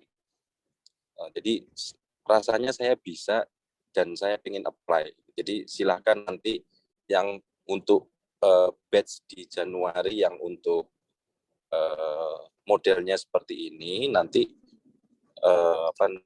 silahkan yang untuk mendaftar. Jadi yang ini khususnya adalah memang mereka mintanya cepat sih itu. Jadi tidak ada waktu untuk bootcamp-nya, tapi bootcamp-nya nanti yang Januari. Jadi nanti sebelum Januari untuk yang bootcamp akan kita buka untuk yang untuk di istilahnya di mentoring lah gitu sama mereka.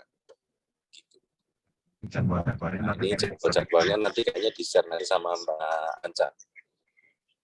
Gitu ya. Jangan lupa Firya Maintan tuh WA saya. Iya, Pak. Gitu Pak Nanang, terima kasih. Oke. Tuh, teman-teman, kesempatannya besar toh sebenarnya. Teman-teman punya kemampuan di situ dari apa yang disyaratkan tadi. Silakan apply, silakan daftar, kirim CV-nya. Mana yang masih harus dipelajari. Tapi yang ini yang 50, kita butuh 52 nih. 52 tenaga kerja nih. Untuk ditempatkan di Astra. Kemarin kalau nggak salah itu di Astra Grafia, Astra Internasional Pak Malang. Kayak gitu. Kesempatannya besar sekali buat teman-teman sekalian sebenarnya untuk bisa masuk di sini. Dan tentunya karena yang MOU kemarin itu kita ITTS ya pasti akan mengutamakan teman-teman ITTS terlebih dulu daripada yang lainnya. Ini umum kok. Kalau teman-teman nanti mau share ke saudara, ke teman-teman yang lain, monggo silahkan. Mungkin dari kampus lain gitu ya. Tapi yang pasti kami akan utamakan yang dari teman-teman ITTS dulu gitu. Punya kemampuan, tertantang di sini, terchallenge di sini, ayo gitu ya. Makanya dari awal, dari kemarin, dari minggu kita udah mulai start tuh terkait startup segala macam ya, karena memang ya salah satu keilmuannya itu linear dengan itu gitu, linear dengan itu. Jadi benar-benar teman-teman menurut saya jarang yang seperti ini itu dapat kesempatan yang luar biasa gitu. Nah, silakan teman-teman bisa apply lah nanti. Gitu nggih. Silakan kalau ada yang mau ditanyain. Novita Sari, kamu cantik sekali, ada yang mau ditanyain kah?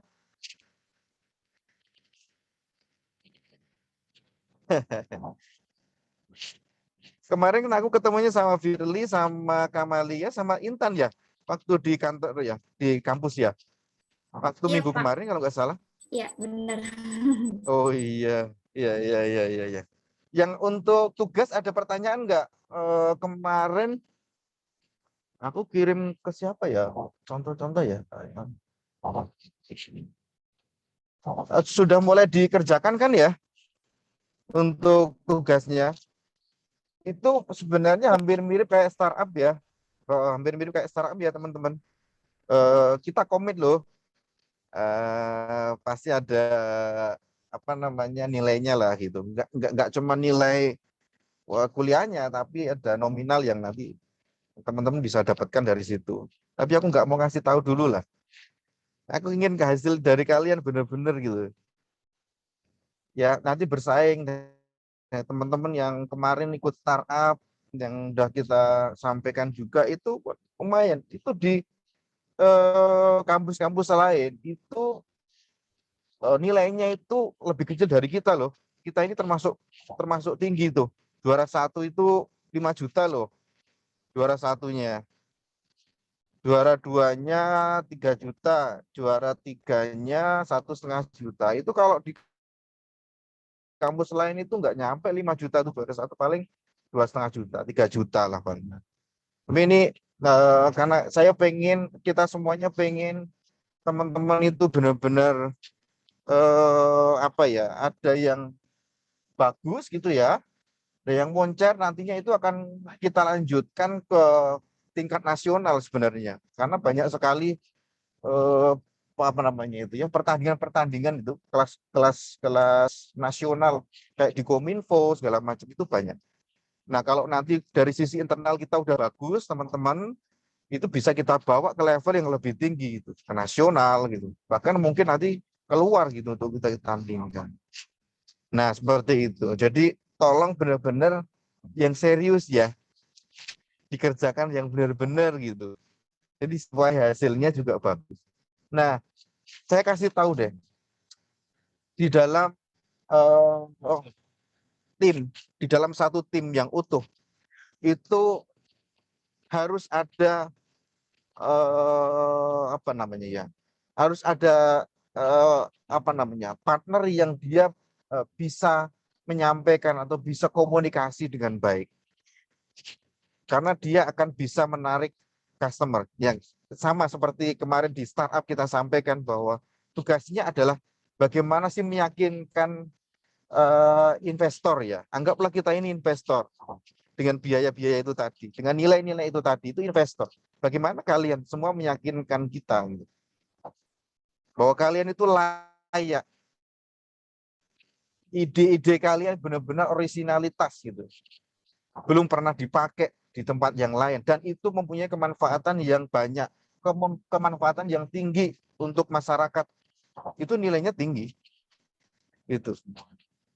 Gitu teman-teman, clue-nya itu seperti itu. Jadi dilatih untuk ke sana karena aku pengen teman-teman yang ada di sini nih yang sama kita belajar communication skill-nya harus bagus ya. Itu modal soalnya. Komunikasi skill itu harus benar-benar bagus. Itu modal. Ketika teman-teman nanti keluar, ya di luar sana, itu modal sebenarnya. Sama seperti saya ketika tadi proses perekrutan gitu ya, sebelum masuk ke sini, meskipun dia dari Indosat gitu ya, dia pengalaman dari Indosat, dia pengalaman dari perusahaan banyak sekali, dia udah megang sales ratusan sales misalnya. Ya kalau kata saya misalnya dia secara komunikasi nggak bagus ya saya tidak bisa menerima juga gitu. Dan dia harus konsekuen, dia harus komitmen gitu dengan aturan yang sudah kita tetapkan di dalam perusahaan gitu. Gitu teman-teman. Jadi komunikasi intinya adalah di komunikasi teman-teman harus. Makanya ketika kita seperti ini adalah proses pembelajaran kita. Jadi teman-teman tidak boleh takut untuk berdiskusi, tidak boleh takut salah gitu. Ya wajar aja namanya belajar kok. Emang dimarahi sama saya kan enggak kan? Kan enggak. Jadi teman-teman harus belajar di sini, belajar menyampaikan, belajar sharing gitu ya. Ini kan apa namanya? Hal yang bagus karena kayak saya teman-teman di S3 saya belajar di manajemen di S3 itu sama. Jadi saya diminta untuk sharing gitu. Saya diminta untuk bercerita gitu dari apa yang sudah kita pelajari. Gitu. Jadi teman-teman bisa belajar dari sekarang. Jadi teman-teman akan tahu dari apa yang sudah dipelajari itu inti-intinya itu apa. Oh, teori motivasi dan kepemimpinan. Intinya ada intinya apa sih sebenarnya di sini gitu. Jadi larinya ke sana. Jadi ada satu kesimpulan menurut teman-teman sendiri gitu, bukan menurut saya, tapi saya lebih suka kesimpulan. Jadi teman-teman bisa ada summary menurut teman-teman sendiri. Oh, menurut Kamalia, menurut Verly, Novitasari, Intan, kemudian Aulia, Raihan, Wulandari, Mas Fahmi, menurut kalian sendiri-sendiri gitu. Ini yang lebih kita hargai gitu. Bukan menurut buku, bukan menurut Google, bukan. Tapi berdasarkan originalitas pikiran dari kalian sendiri. Nah, ini yang lebih kita hargai. Meskipun itu salah. Makanya aku bilang jangan takut salah. Enggak apa-apa, itu namanya belajar. Gitu. Hitung ya teman-teman. Ada pertanyaan kah? Kuisnya sudah cukup ya. Besok lagi kuis lagi.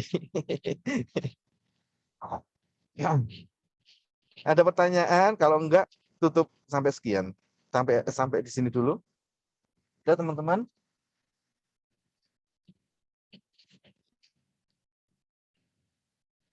Raihan, timnya, ayo. Timnya Raihan. Dikompakin. Gimana caranya? Gimana caranya supaya inilah juara. Insya Allah, Pak, Kan nanti udah penilaiannya aman. masih dari kita sendiri. Oke. Sip. Mantap.